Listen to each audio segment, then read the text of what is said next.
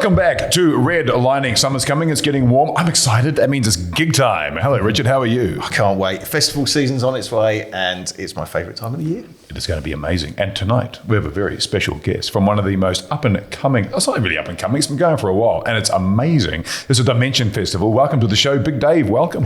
Hey, team. How you doing? Good. Thanks for coming on the show. Awesome. So, Dave, Dimension, tell us a little bit about it. So Dimension Festival is a concept that I came up with about 20 years ago, believe it or not. 20 years ago? 20 years Wow, ago. okay. I was living in the UK, Yeah. and I was going to psychedelic festivals around the UK and in Europe.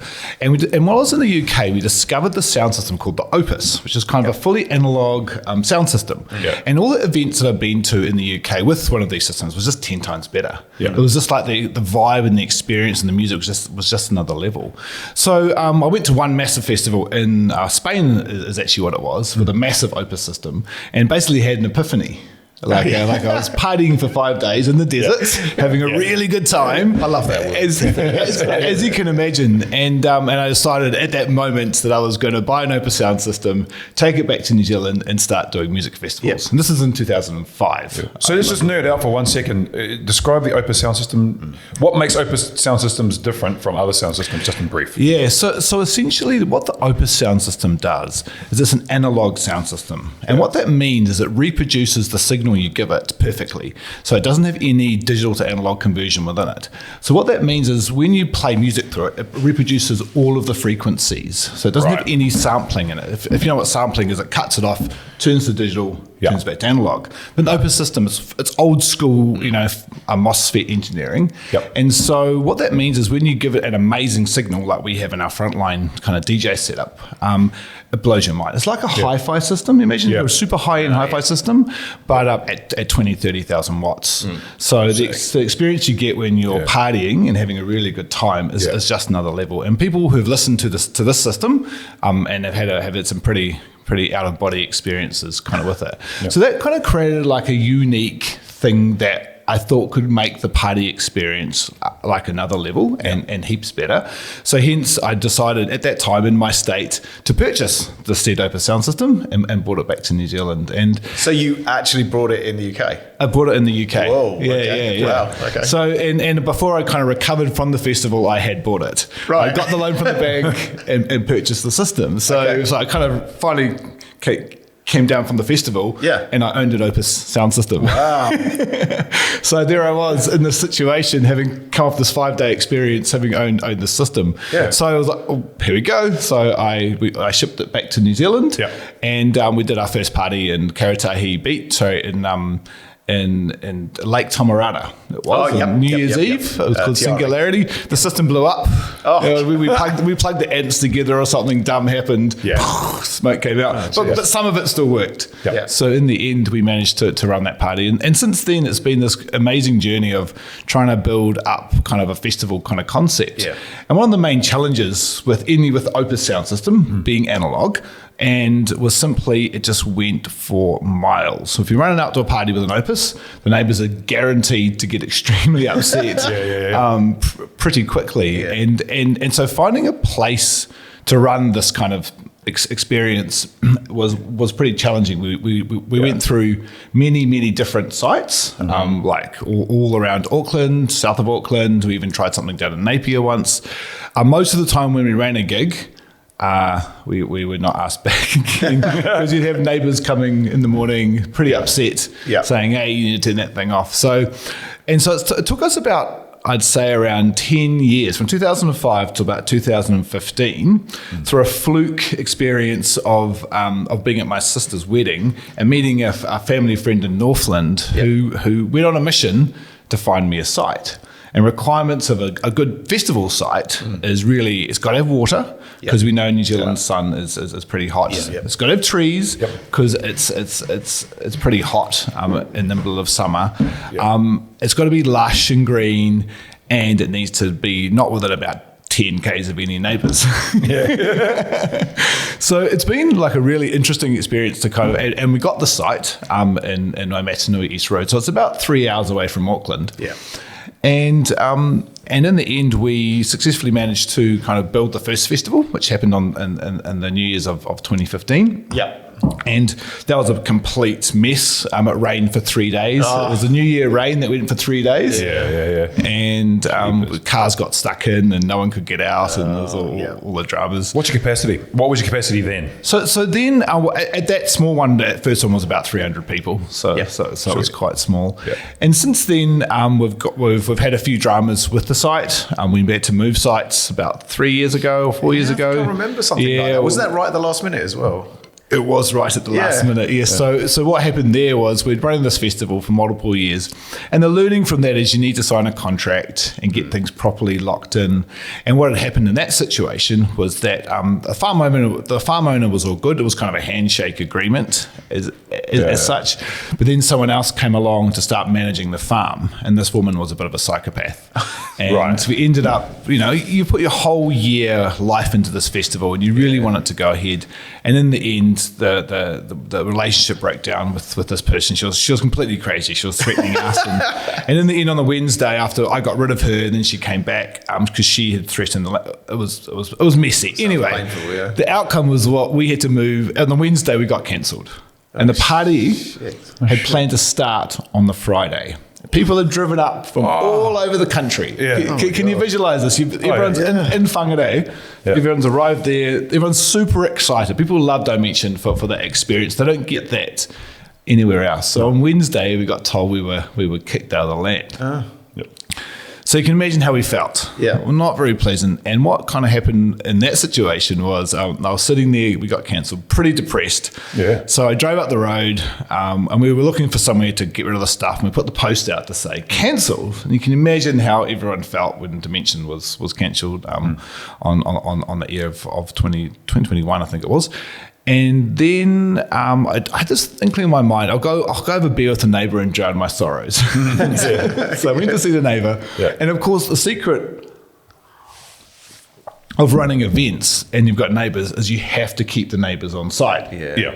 So we had a pretty good relationship with this particular neighbour. It was the only one that really got hit by the sound system, and he'd kind of agreed to deal with us for a large number of beers.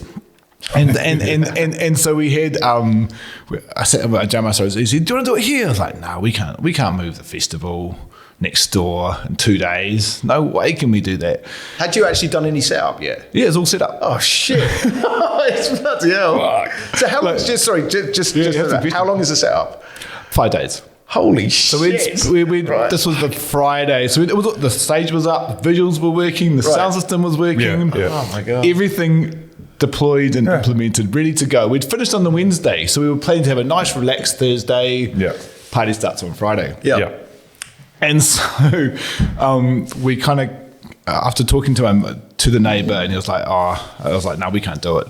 So then on the Wednesday night, came back to my mate, to the crew, like, well, thinking, what happened? What if... And someone on the dance floor said to me, "You've got to make it happen, Dave. You've got to make it happen." Yeah. And I was like, "Oh, we can't do it." It's a pretty interesting emotional thing to have gone through in this state of mind, And then he said, "You've got to. There'll be a way." And then I thought about it. I was like, "Wait a minute. What if we delayed it by 1 day? What if we delayed it by 1 day? Started on the Saturday instead of the Friday?" Yeah. And I said to Steve, "Can you get the stage down and get up again in 3 days?" I was like, "Yep." Nice. It's like, and so we sat there in that kind of interesting state of mind because we didn't know if we could actually move it in time, right? So we woke up on the Thursday morning and I was like, let's go next door, see the neighbour and see if he's still up for it. So we went and saw the neighbour and we grabbed him from the top of the hill and came down and said, "Roddy, I think we can do it." It was like, "Oh, really?" So come down. So we drove around the site. And you spend like a whole year designing a festival site till everything goes. Yeah. Drove into the site for the first time, looked around. It's like, okay, we need to design a festival in about 20 minutes to an hour. Because you've got is it 3 or 4 stages? At this time it was 4 stages, 4 stages. Got a campsite area. Yeah. And you've probably got other things as well. Ablutions like and everything like that. Ablutions, toilets. Bloody hell. So we went back and so we said, okay, are we going to do it, team? And they're like, yep, commit. So put the post out. That's awesome. Oh, shit. And then it's like the next kind of, 3 days is a blur, like sitting with our radios. We had all these some great friends of ours from Northland who did our digger work. They bought all these trucks. So all these trucks showed up. We put the word out. All these people showed up, and we had about 50 people. 200 people came to help us move the festival, and we just moved loads back and forth and executed. And you pointed all the speakers towards the fucking female fucking share milker who wouldn't let you do it. That's the one. And it was like that, and we did it, and the vibe was incredible. Can you imagine the vibe when it's like taketh away, and then got given back? And the vibe was just electric because, and I mean, we didn't have the best time at the festival because we were pretty exhausted from setting up, packing it down, setting up. And you should have seen the look on the volunteers' faces when we said, "Hey guys, so we're gonna tear the whole thing down, put it back in the trucks. We're gonna drive next door. And we're gonna set it all up again." So if that was 21, that was 21. That must have been right in the heart of COVID. Yeah, the COVID year as well. We got away with everything. It was just before. What date was it? It was the end of January. Yeah. So I think the next wave of lockdown, we were all under kind of no one can come in from outside the country. Yeah. And shortly after that, I think everything kind of locked down. Yeah, it was. It was. Yeah. In the following year, we planned the whole thing, and that was the year where the full lockdowns did in fact happen. Oh, okay. Yeah. So you didn't have a festival that year? We didn't have it that year. Yeah. 22. No. 22. 22, yeah. And 22. It was pretty intense to been all the work. It's so hard when you're trying to build a festival and you don't know if it's going to happen. Yeah. We talked to quite a few festival founders and people trying to run it that have said more or less the same thing. I mean, it was a terrible time, and especially the government's rules obviously didn't help. But from that one in 21 where you had to move, what was the financial implications of that? Did you the funniest thing was it was the first festival we'd ever actually made money. But then, of course, the move and the loss in ticket sales, we had to refund 30 or 40K with the ticket sales. Yeah. So we lost money in the end on that one. So haven't really recovered very well since then, because although the new site was okay, it wasn't like the old site. Yeah. Not big enough. And so the one we ran in 23, the site just wasn't big enough. And it was too loud. Yeah. Too loud, site not big enough. Yeah. Did you have it at the same place as the neighbour's place again? Or was it something that you did? Have it at the neighbour's place again. And then we did that one and we just couldn't get enough space. Yeah. It just wasn't big enough for the camping. Yeah. And so people were too close to the sound system. And they had the river, the Mangakahia River. So it's quite a big river, goes down, gets quite big. And over the river was this giant piece of land on the other side. And we did everything we could to come up with solutions to traversing the river. Yes. But in the end, financially and viably, when the river floods and goes down again, you need a pretty big bridge to actually do it safely. Yeah. And so in the end, after that 23 event, we were like, we just can't do it again here because the brand suffered. I mean, the experience wasn't really what we wanted because it was just a bit small and people didn't have it the best time because of the noise and that. But then the lady left the other place and the landowner asked us back. Oh, so you're back. Good. And he was prepared to sign an agreement and do everything properly. Yep. So we, in the end, the decision was we'll move back. So this is going into 24. So the last year was spent basically moving everything back. Quite expensive kind of process, kind of doing that. And the big thing was to get council consent at the site where we are now. They wanted us to fix the road. And the road's about 2 kilometres. Is it one of those dirt roads? With so we metalled the whole thing. Oh, wow. Yeah. You metalled it? We metalled it. We had to get council consent. Well, at least you don't have to tar seal it or anything. Just metal it. It's still 50 to 100K, to kind of do that. But it made the site we now have, epic because it's got the road. Because the previous years at that site we moved off, the dirt road, when it rained, too unpleasant for everybody, when it's raining and you can't get people. So does the site have permanent fixings there for each year? It does now. Yeah. So we've got containers there. We've got it's really just a container and kind of like some huts really. We hire in obviously generators, and the stage is actually built and stays there as well for now. Oh, cool. So we've got a really good, and the landowner loves us, and so this lady was just this crazy thing that happened. Yeah. So now the outcome overall, even though it's been pretty painful over the last few years, has been now we've got a permanent site with a 10-year resource consent. Oh, wow, perfect. And a contract. Yeah. So we're kind of at that point now where we've finally got somewhere where we can get some long-term longevity, and there's no way we could have invested in the road without having that long-term. You know, we couldn't invest that much money for one year. Yeah. And so now we have the 10 years, now we have this kind of term. But unfortunately, that was a year that all the festivals experienced a bit of a drop. 2024. Yeah. So what's the kind of average attendance to your festivals, or what have they been over the years? Well, we've kind of seen it grow. Everything up till 2023. So in 2023, we'd sold about 1,000 tickets and another 500 to 600 crew, DJs, plus ones, all that kind of thing. So kind of 1,600 kind of people. Last year was about probably 1,300 because of the drop. We only sold about 700 tickets last year. So 30% drop from previous years, which is what a lot of the other festivals had kind of seen, was around 30%. Well, what we hear is a 30% drop, but a 30% more cost rise. Yeah, I had about probably 60% more cost because of the road, True. the one-off road costs. So it's been interesting, but I'm still very committed to the experience that we can create. And the last 2024 one, like this year, epic. Yeah. Like, because I'd also doubled the Opus sound system again. Yeah. so we've gone from, like when I first came, I think we had 4 subs. Yeah. Now we're at 16. Yeah. So, Jesus, really? So, yeah. So the systems, and the first time we'd heard this new system, I just kind of upgraded to, spent a number of years trying to get the new bits. Yeah. So the system on the Astral Arena Dimension now, it's epic. Fuck, I can't wait to hear it. It's pretty Part epic. of me is like, Even if you come for a day and have a listen, mate, it's epic. I'm a bit of an audiophile, and I can yeah. I know what you mean. Yeah, It sounds to me that obviously you've got a passion for all this. I mean, that's plain to see. But like with kind of all the ups and downs of being a promoter, like even just being like a club promoter is stressful. But being a club and festival promoter, what type of person does it take to be one? Crazy, insane.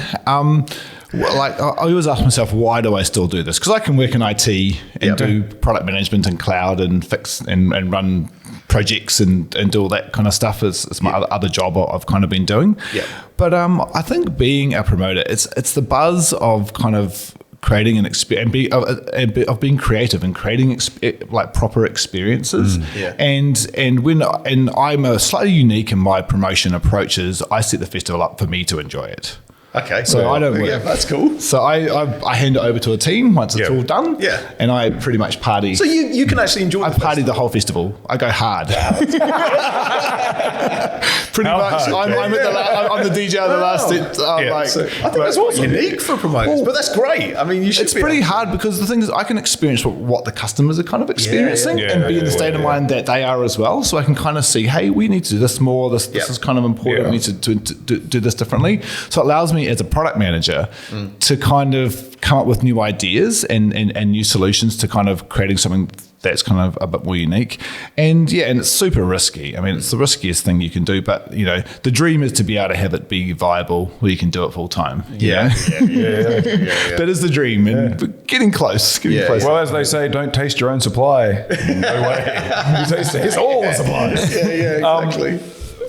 Well, that's important, I think, because I think for a lot of people in entertainment or film or whatever it is, people think too much about what they think the customers want. But it's like, no, you can't please everybody. You've got to create the thing that you want to enjoy. Exactly. And you do. And you then develop knowledge for the next one and the next one, the next one. Awesome.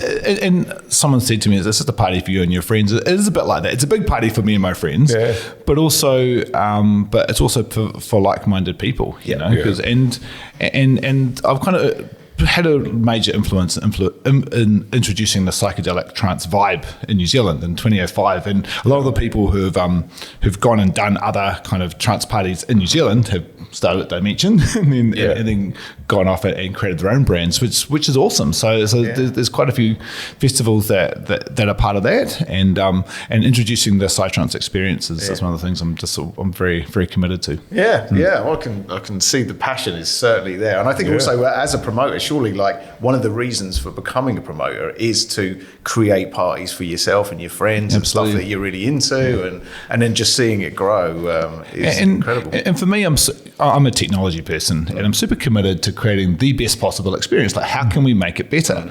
And there's lots of things that I've learned over the years to make it better. And obviously I started with the sound, and how can we make that the best? And that creates like a certain experience. Yeah. But other things I've started to introduce in a journey to create what is the best experience is how we introduce high-end visuals. If you want to create something that's super immersive, definitely. And our party was one of the first to experiment with 4K 60 frame per second visuals. Nice. Cool. So we put a 4K projector behind the screen, behind the DJ. Yep. Man. Like, it's okay. You lose yourself in that. Yeah, it's definitely a big part of the gigs now. It's no longer just audio at all. Like, you look at all the stuff that's happening around the world, you get some of those like fucking 100-foot high, wide things.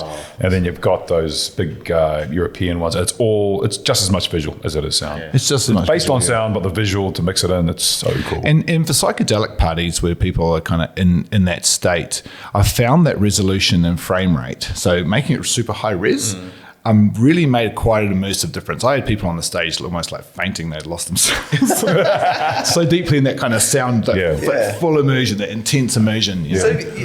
Is your like the visuals you put out, are they like 60 frames per second? Is it at like a high frame rate? Because obviously that makes a hell of a difference. It's like NTSC. It's more documentary looking. So it feels more real and more floaty. It's a big part of it is finding the content. So a friend of mine, actually, his name is Fractal Gods in Wellington. He creates fractal video and he renders it himself. Wow. So we could, with heaps of computers, we could actually generate the content we needed, because with a 4K projector, we need 4K content. And that's quite hard to find that's actually any good. And so when we decided to hire this stupidly expensive 4K projector, it was because we had access to the 4K content. And so the high frame rate just makes it way smoother. And so what you end up with is like people go on that stage and it's like, you can't leave. Which is what we're trying to create. So do you have VJs there as well? Yeah, 100%. Yeah, so we have a VJ that uses just Resolume, and they just we've got quite a few different ones, and they all use 4K. I make them all use 4K content. But no one's like that. That's like giving someone the best tools they can use. It is, but they need a better computer with more hard drive space. So much hard drive space. That's the first thing you ask them. Is it Big Dave certified?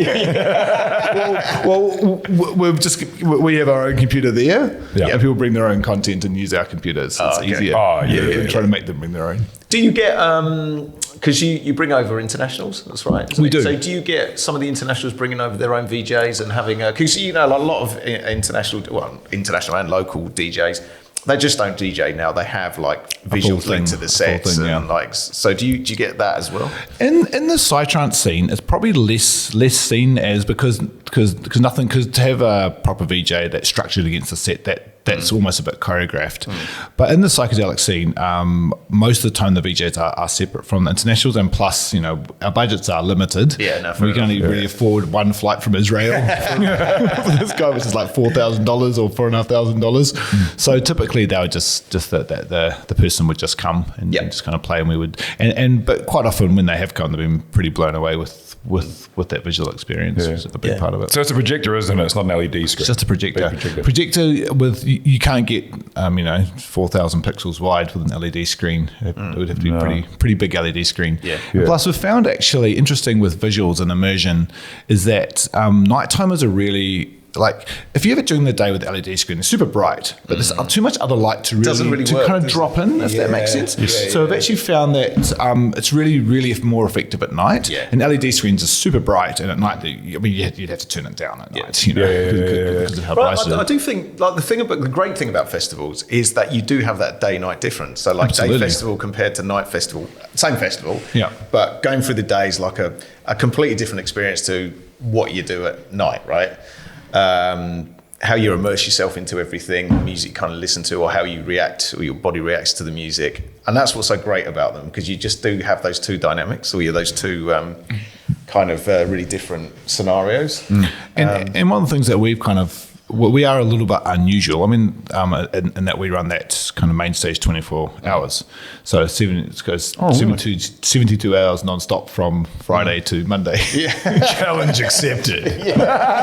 So, but what that does is it creates the experience so people can experience the day or the night, or the day and the night, Just or the night and the day, and they can actually choose themselves. The party's always running. I always hated when I was at festivals and the music would shut off and you're still partying and you're like, okay, what do I do now? You have to go to someone's tent. Have to go to someone's tent, and then you have to cycle yourself against what the festival wants. And there's also a moment, and one of the reasons I really love psychedelic trance is I've been to many festivals, and that morning experience when the sun comes up, you know, that morning experience, it's pretty unique, and that's one of the best moments at a festival for me.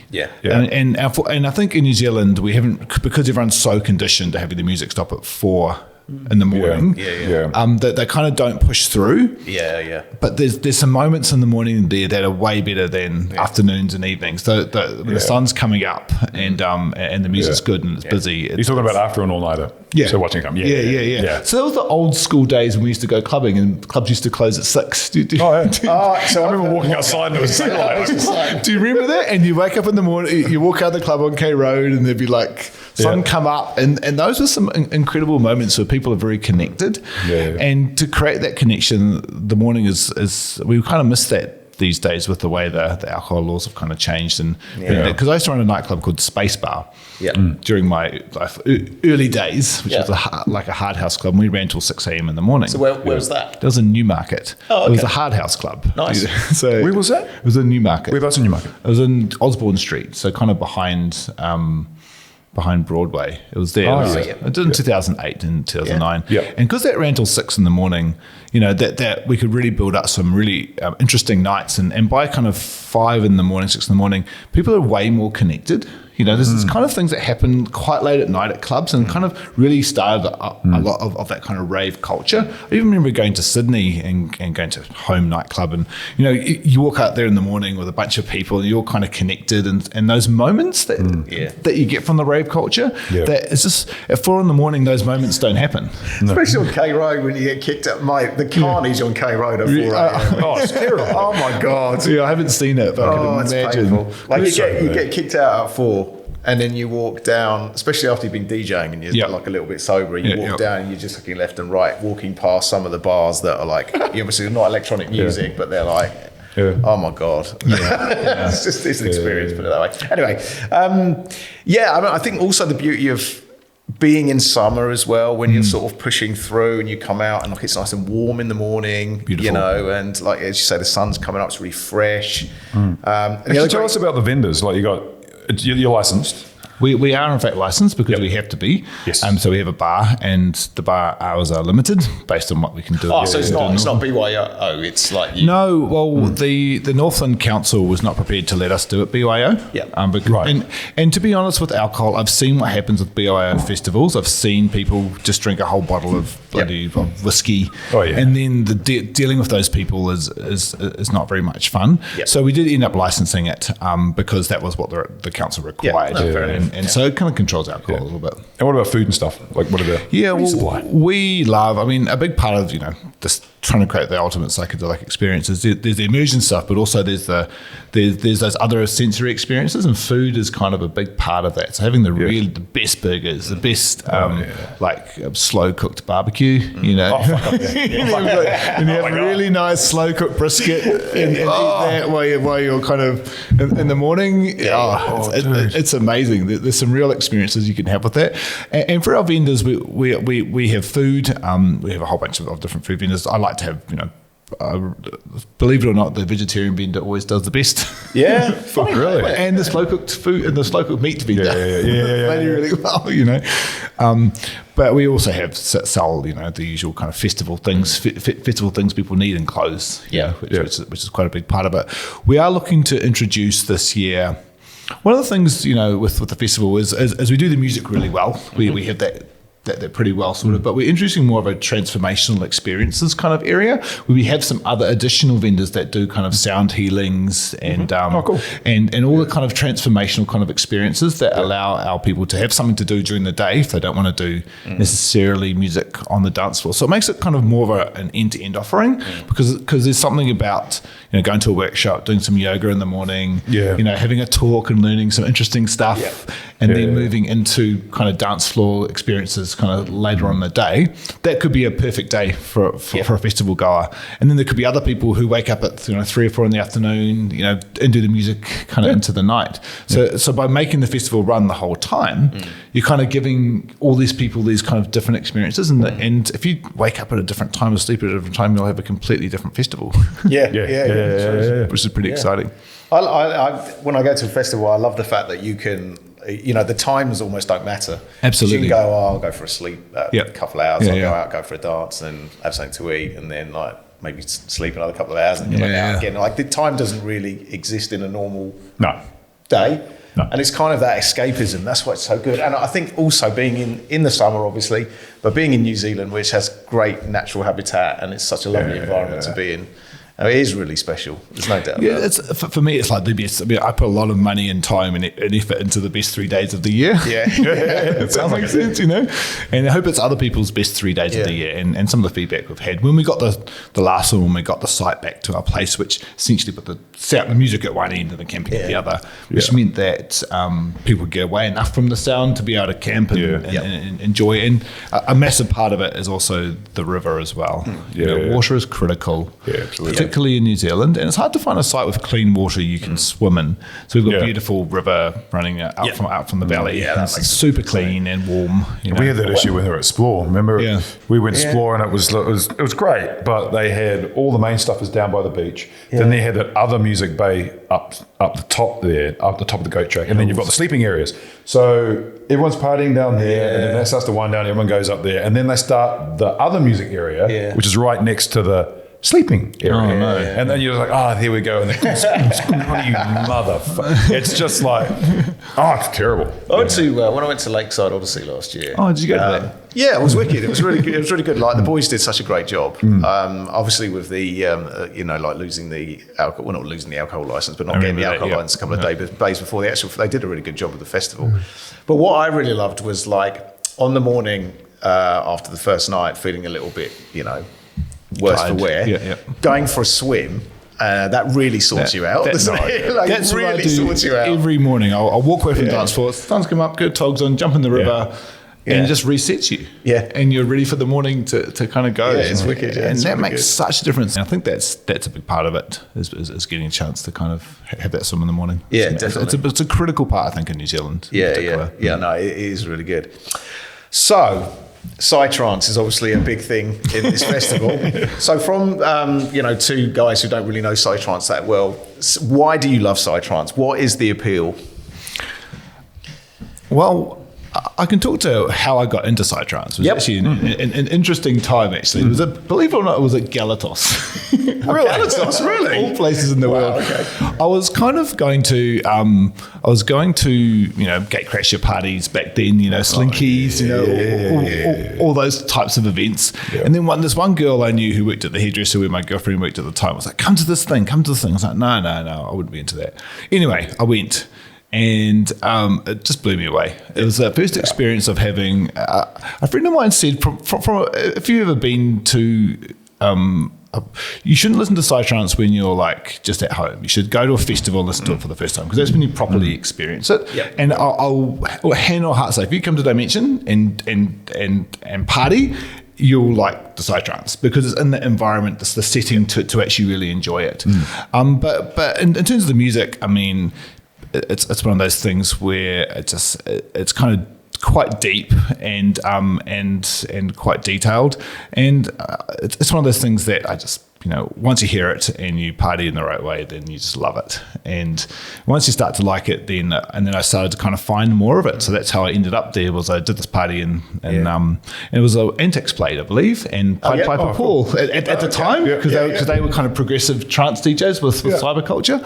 And I was hooked. Weirdly enough, I was just hooked. But after that one party in Galatos, I went to other ones in New Zealand, and then I wanted to find out more, so I went to the UK and ended up going to kind of club parties, saw Infected Mushroom and the other ones. Then I ended up going to after parties and these things called squat parties in London.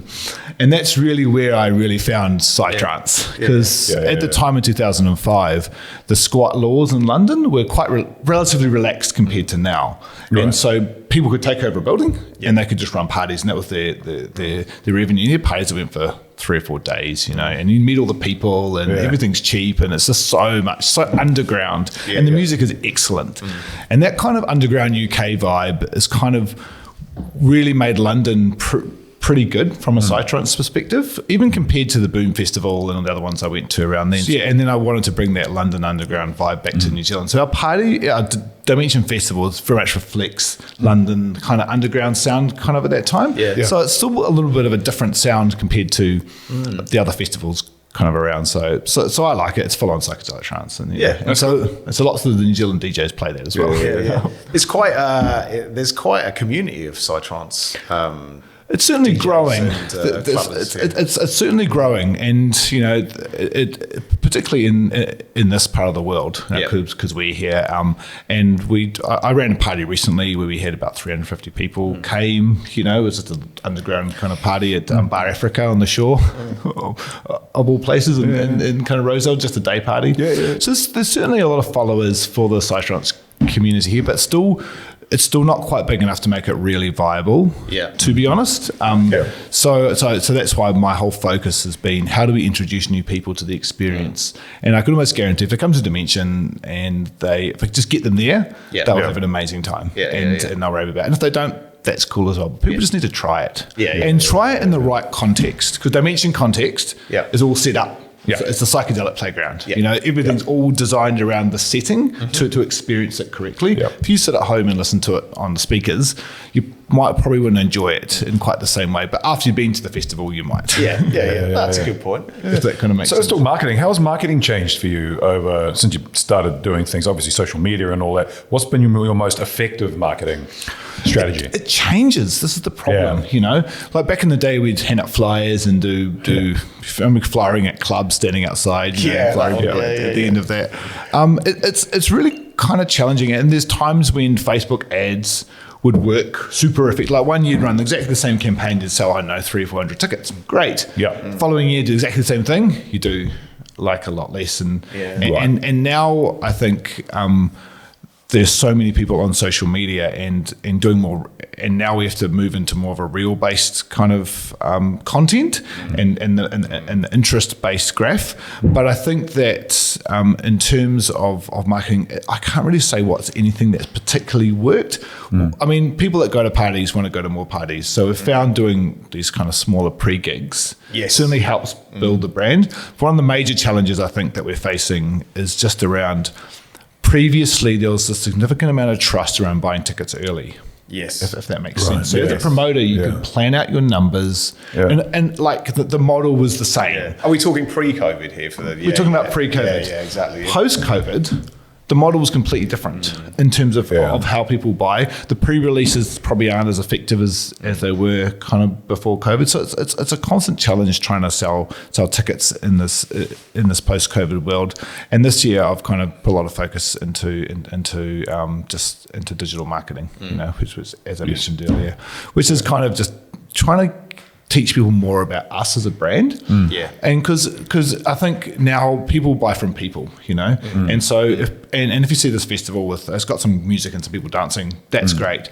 But actually knowing helping people understand more behind us as a group of people and what we're trying to do helps us connect to our audience, I think, a bit better. So doing a bit of work around that And coming to this podcast was kind of part of that as well. So people can learn more about us. And once people can learn more about us, then they may consider giving Dimension a shot this summer. Yeah, definitely. I also think that with your marketing, you've got to stand out a bit, and your personal brand is the thing that stands out. Because like when people are scrolling through social media, they see tons and tons and tons of this stuff. There's a lot of noise out there when it comes to gigs now. So it's about, how are we different? How why should you come to us? But also like not doing the hard sell, like you say, more about sort of this is who we are. We'd love you to Learn come. about us, We'd love you to come, experience what we do. Here's a bit more info about us. For sure. So have you found it hard this year? Because there's a lot of promoters this year that we've talked to have sort of kind of struggled a little bit. Yes, 100%. Well, last year was pretty hard because when you've been relying on the same model for years, it's worked every time, and then suddenly it doesn't work. And you have to figure out that again. And I think it's been definitely hard this year. You have to spend more on advertising than ever before through your socials, but also it's hard to know whether it's the marketing or the content. Or the content, or actually just the timing around people's wallets, because right now there is a lot less money being spent, and everyone says to us, "Hey, how many doom and gloom stories do you hear about the economy on a daily basis?" But in my view, you just need to double your marketing efforts and try and get the same as before. It feels like now would be a good time, with the weather warming up. People start thinking about it, and it's like, it's warm summer. That's right. Let's put some money down. And trying to time because with ticket sales, it's really challenging because it's so time based. It's not like selling a shoe or a bag. Someone sees a thing, I want to buy it, and they purchase it. But with ticket sales, it's something in February, and I can buy it later. You don't have to buy it now, and so it's just a matter of trying to create those moments that make people kind of think, hey, now's the time to start supporting the festival. Because the more we can sell earlier, the better we can make it. It's kind of what because this year, decisions have to be made around costs of things, and if you can know you've got some good numbers, you can spend more and make it better. Which is one of the things I learned last year is don't commit too much early on. Do you have a look at see what's going on abroad? Because we talked about last week about quite a few festivals closing in Australia, but also I read this week in the UK too. So you see some festivals falling by the wayside because of cost, and obviously you've got a passion for this, and I can see your drive is well there. It really is because it's fun. It's really I enjoy it. It's really admirable, to be fair. But was there any stage this year where you were like, absolutely, constantly? It's this thing because when people always another thing that kind of drives change is the crew get burnt out. And that definitely happens. And so we've had a few changes within our team because people, they work for so many years and then, we don't quite kind of get there. And, we kind of got there, then COVID happened and the site thing happened. But I have definitely thought about it this year. We even thought about, do we even do it this year? My view is this year Splore's not on, which we're all aware of. And the unfortunate thing is myself and Logan are right up against each other. And are you on the same weekend? No, we're not on the same weekend, but we're right up against each other from the weekends. I love to be 2 weeks apart from Shipwreck. Only a week apart. Yeah. So, and although we do have different kind of markets, it is one of the things that I'd love to be 2 weeks apart from Shipwreck. They'll make a big difference because then people could potentially go to both. Versus you can't do two. Who's first? Sorry, we're first. We're on the 31st, and Logan's on the 6th. But I looked at it though. If he moved a week out, then he'd be a week before Splore. So summer's quite busy. It is, very busy. You want the best weather as well. We do want the best weather, and having a hot festival does make a big difference. But I definitely think about it, particularly but we did invest a lot in the site last year and trying to make some of that return on that investment that we did last year. Of course, like that weekend, does it apply? I guess it does apply because it's Auckland holiday weekend. Anniversary weekend is the weekend for the Monday holiday is the weekend. The festival is that weekend. Yeah, exactly. So that sort of helps as well. And Waitangi Day is the following week before, so it's between us. Right. Yeah. So I guess that's the attraction of having it that weekend as well. We did have a public holiday, but I think at the end of the day, being as far away as possible from other events kind of makes the biggest difference. But myself and Logan are forced into resource consents that have certain dates available. So it's hard to change. Basically like it's the fact that you have no other choice. But we don't have another choice at this time, but it's always one of these things that we always look at every year. Yeah. You know, but the summer is quite busy, and the weather is really nice at that time. So although it did rain pretty hard out a few years ago on that weekend. So. Last year was good. The year before that was before was. We were right between the one on anniversary weekend and the one on Logan's. Oh, right. Oh, true. So we were sitting there. People are texting us, "Hey, you need to cancel it because it's a state of emergency." Yeah. In Northland, because they declared the state of emergency with a little bit of rain. Do you remember? Yeah. So any sign of drizzle, everyone just went, fuck, lock it out. Exactly. And so you think as a promoter, you put so much cost and time and effort into that thing. You're sitting there on site, and these messages are coming through. Yeah. So you have to have a pretty strong demeanor to deal with constant, really interesting challenges. Yeah. So do you have a bit of a contingency for the weather? Well, the thing is, if you've booked internationals and all of these things, the best thing you can do is make the site as weather resilient as possible. So having the road means we can handle a reasonable amount of rain. I mean, I've had it rain the whole time and we can survive. Yeah. If you have a massive tornado or hurricane, you obviously can't continue. Yeah. And it's also quite hard to reschedule as well because of all the internationals who've booked all the resources and everyone else's dates. So kind of the contingency is really just postpone. That's all we can really do, Bristol Refund. But last time we did that for the 2022 event, we only had to people were happy to keep their tickets till the following year. So you go, like you can use it next year or something. Yeah, which we did that. So, and that helped a lot. So, but that is not an ideal outcome because we haven't had a chance to deliver. I'd much rather deliver the festival. Yes. And have people have that experience because people forget because events are so infrequent. Particularly yearly festivals, that's hard for everyone to remember. Speaking of internationals, how far are you through with your lineup? So we have a few people already booked. We're starting to announce some now. We've announced one from Sacred Technology in Israel called No Face, and another one called Oxyflux out of Denmark. So those are our kind of two main internationals from the Citron space. We have so many amazing local and Australian acts that we can bring over as well. So we kind of have our main Citron ones, and then in terms of the other stages, in the drop zone, we've just announced Optimus Grime, and we've got a couple other really good ones kind of coming through, and Dimension is very much, we're trying to position it as more of a community event. So we're bringing groups that kind of promote us together within the community in New Zealand to kind of do a bit of a showcase at Dimension. Last year we booked some larger names, and although they did pull some people, I think the way Dimension is and the way we're kind of positioning it, we're very much all about the music. And if there's great music to be played, then it doesn't always have to be larger names. Although this year at the Zen Den, which is our kind of techno house stage, we're doing lots more of that kind of underground techno out of Germany. So we're doing more of a techno kind of down tempo thing as well. So that's been pretty interesting. We did quite a bit of organic house last year, but just a bit of a change as things grow.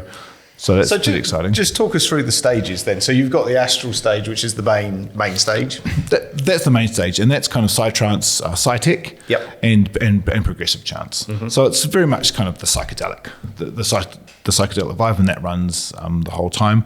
Then we have the drop zone. Which is our drum and bass stage, and we're actually looking to do a drop zone party in Auckland actually coming up, which is pretty cool. So they and we have great feedback on that stage. And last year I think we had State of Mind play, we had Truth play, we had I think Ashes play. So and it's nestled up. Kind of up near the main stage, but kind of up a bit, so there's almost no noise pollution. And so it's a great little cove of drum and bass, and we've also got and that's super popular. We have a whole lot of people that kind of come for that. And the Zen Den was kind of our kind of house and techno area. We kind of introduced that a bit more last year in a beautiful tent, by the riverside. So it's really beautiful. And this year we just. We're pushing. We realise that at a festival like ours, we need to have a bit more of that kind of underground techno sound. So we kind of move because those people come to festivals. The people that love organic house, and the guy that's running that stage, he's worked with the Fusion Festival in Germany. And got a lot of those DJs kind of coming over. People are keen. Germans love coming to New Zealand. It's a bit, Is that love it? So good. Who do we have the other day? Oh, fucking hell. Anyway. We had Alex Morph. He's a funny guy. Yeah. So the Opus. Sorry, just quickly. The Opus sound system When you're not using it during Dimension, what are you doing with it for the rest of the year? You're just storing it? And can I use it for my home theatre system? So I am just storing it actually right now. Yeah. The thing is, I used to run an audio hire business to try and hire it out to parties. I did that years and years and years. And then fuck it up. You can't fuck it up really. No, that's right. But I think the main thing is I decided I've got better things to do with my time than call speakers and set them up for some minimal amount of money. And at the end of the day, the Opus is like it's like a Ferrari. Like it works a certain way, and a major part of the challenge with the Opus and hiring it out to make it sound the best it can possibly sound is you can't do it with a Pioneer mixer. Oh, really? No. So what's the best mixer for it then? So in the Dimension main stage, we use a Vestax mixer. Really? Yes. Wow, okay. I know. I'm going to pretend I know what you're talking about. Okay. It's crazy. I know. The world. This is a real challenge. Is to make something sound amazing. Yeah. What I said earlier, the audio signal you send into the sound system makes all the difference. Yes. Yeah. That's number one thing. And when you mix an analog, and you convert to digital before going into the analog mixer, the sound is like massive. When you Pioneer mixer, no matter I've used them heaps and heaps of times, I've heard it plenty of times, just doesn't sound. Wow, that's interesting. Compared to the level that I'm talking about. I mean, it still sounds good, but like it makes the whole. I thought you were going to say like, we got like a Allen and Heath or something. No, like that. It's crazy. I know. I've used the Zone 92, but people don't like the Zone 92 because of the two bloody mids. But and I've been looking for a replacement for the Vestax. So I try every mixer that comes out to see if it sounds. I've tried the new Pioneer ones. I've heard them. I mean, it's good, but the sound I'm talking about is so open that the Pioneer. Converters just don't just kind of don't do that. And mixing in digital, which Pioneers do, it's just you can't fundamentally achieve the same audio experience as mixing in analog. If that kind of makes sense. Would vinyl make a difference? It's amazing. So do you have vinyl DJs playing? No. I heard a lot of vinyl when we used to run a hard house club. And we had two Technics 1200s with needles straight into the Vestax mixer, analog, and so it was analog all the way through to the speaker moving. Epic. It was pretty epic. I mean, lots of managing the decks and knocking feedback. It's quite a thing because we had the Shure white label needles, but there's not much vinyl around. But so a fully analog vinyl system it's quite something. It's just hard to avoid the feedback. The bass comes through into the needle and shakes the bass speakers again with a low frequency kind of thing going on. So tell us, where can we get tickets, and what are the dates?